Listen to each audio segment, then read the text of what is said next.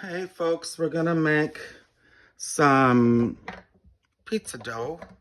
I hope it's enough for tomorrow's little pizza party. I have two good-sized pieces thawing out from last time when I froze some, so this should make quite enough. So what we have here is 3/4 a cup. Oh, this is gonna be the easiest bread yeasted dough you'll ever make because there's no proofing in the initial stage and there's only one proofing altogether. So we have 3/4 cups of water. It's warm. It's around 110 degrees. Should not be, it could be 100. It should not be warmer than 100. I have a quarter, what is that? 4 tablespoons. Quarter cup of white wine. Okay, you're gonna wonder why I'm doing all this when this is supposedly the easiest.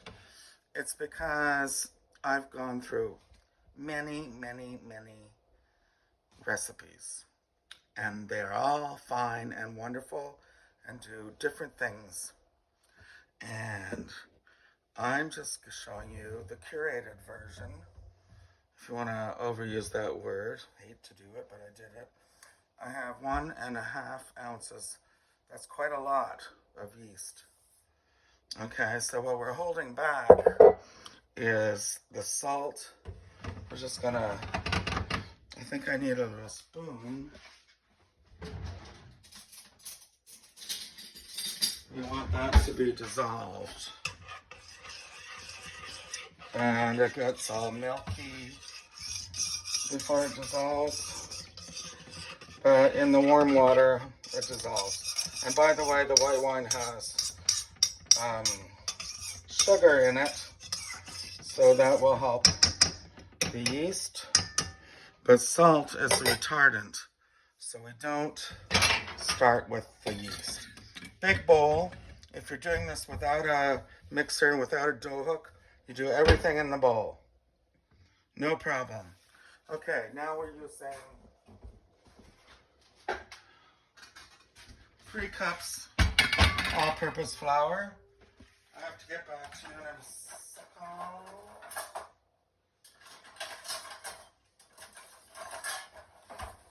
Oh, I wanted to mention why I'm using white wine. Okay, so that's going to cut down the gluten, and it's going to, but just enough, you know, there'll be enough to stretch and do your beautiful pizzas. But the white wine provides a crispiness. And I should have said at the outset, I'm doing what I like to do because I like really rustic pizzas, like as if you've been to Naples or as if you are in Naples. And for that reason, I'm also using all-purpose flour, 3 cups. And let's just get it. No, it's not quite. Let's get it. And instead of 00, which is used by pizzerias all over the place, 00 is the finest flour you can have. And I've used that, and it's wonderful, and it's great. But I like it to be bumpy and cracky and bubbly, not super smooth like you're in a supermarket. So I'm using all-purpose flour. 00 makes everything super smooth, super professional, but I'm doing, you know, artisanal pizza because that's what I like. And into this bowl, we're going to add some honey and oil, extra virgin olive oil. I'm not using my best for this, but I'm using extra virgin, 1 tablespoon. Yeah, that's what I'm doing. To double check. Okay, 1 tablespoon extra virgin. And with the oily spoon, I'm going to add 1 tablespoon honey. And that's just replaces sugar, and it's just sugar for the yeast to feed on. And it's not really necessary. You can just use sugar. But I think it adds a little flavor. And it's not refined. Okay, so get that out of the way. Just a second, it's kind of flopping down on me. As Honey likes. I'm going to stir that together. Oh, the yeast has started to really thicken up over down here. So here's the deal. I'm going to add the salt to the flour, not to the yeast. Salt is a killer of yeast, but is essential in most breads. And see, the yeast is sort of glued together here. I don't want to waste it. And if you were doing this without a mixer, you would add one of the cups like this of flour. Oh, I have to put in the teaspoon of salt. I'm going to put the salt into the flour. 1 teaspoon. Since my glasses, I'm using kosher salt. So we're just going to sprinkle that around. It will blend in. My hands are sticky because of the honey, but I want to keep this going. I'm going to put that in. Now what you would do is stir it until it becomes a paste. But I'm using a mixer because I have it. And I'm just going to stir that until it becomes a paste. And then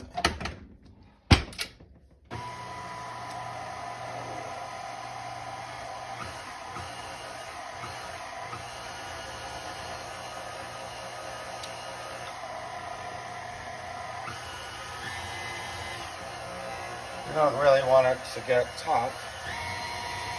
That's good. Okay. That's a paste. And then, now, if you're, like I said, if you're doing it by hand, you would just keep adding.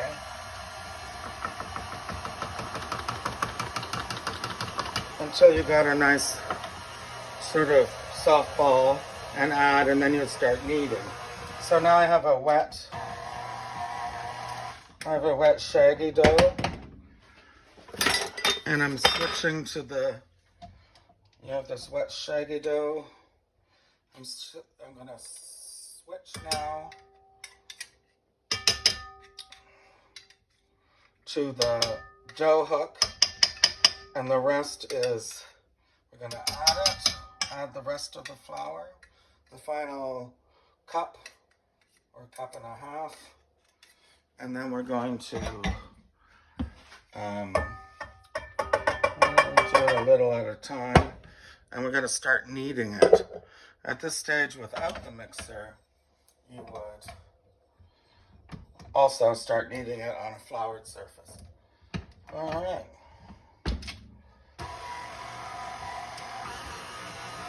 I'm going to add all the flour and let it do its thing.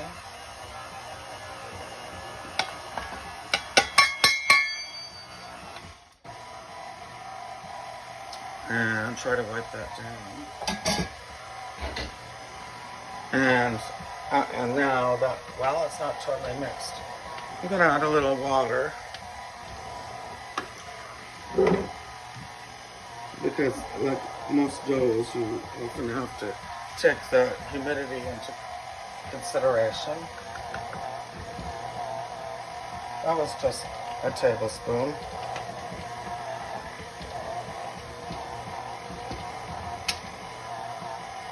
I'm going to add a little more.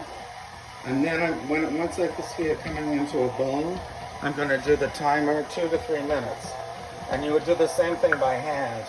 Once it comes together, you would knead it for 2 to 3 minutes. But it's much easier in the machine, isn't it? Okay, so I'll be right back with you for the next stage. Okay, so it's been 3 minutes. I'm gonna turn this off. I have to use elastic bands to turn mine off. It's just the way it is. I have a really good one that's too big for this. And you can see the dough is perfectly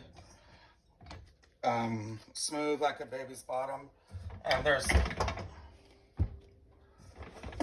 no, excuse me, residuals in the bowl at all. Which means I threw in a couple fingerfuls of water to get incorporated. You don't really want all this flour, but it would be good to show you how you knead. So you push with your palm and push, and you turn, flip, push, turn, flip, push, push, push, turn, flip, push. And that's the kneading process, which is making me run out of breath. That's why I use the dough hook.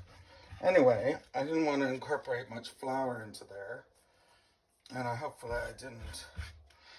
But it's kind of like a baby's bottom. Smooth, in other words, kid leather. I don't know what metaphors to use that aren't, I don't know, so unfortunate. Anyway, so you have your, this is going to be enough for 20 people, I can tell, because we're going to throw it into a well-oiled, well, I haven't oiled it yet, but there's olive oil in here. We're going to just spread it around quite up to the top, because we don't know how long this is going to, how high this will rise. And just throw the top down, smush it around, turn it over, and let the oil be on the top. And then you're going to cover in plastic wrap. I'm going to turn the oven on, so I have some heat, because it's actually cold out. And cover in plastic wrap, and let it rise for 45 minutes, and then you're ready to go. Okay, folks, so it's been around 40 minutes. It tripled in size. I actually punched it down a bit just to check. It was actually right up to the plastic wrap. And we're going to, that's just the olive oil from the bowl. And so what I want to do is cut this into, sorry, TV was on pause and it just came back on. So, apologize for that. So we're going to get our cutter out and we're going to cut into 4. And I think that each of these will make a nice kind of 14 by 10 inch pizza done the rustic way. And are we watching? Okay. So I have my plastic bags here because I'm not using these until tomorrow. I hope I have time with my guests here to actually, so let's just roll it up and put them in the bags. And they will go in the fridge. And when they're ready to when you're ready, just an hour before you're ready to use them, take them out and bring them to room temperature.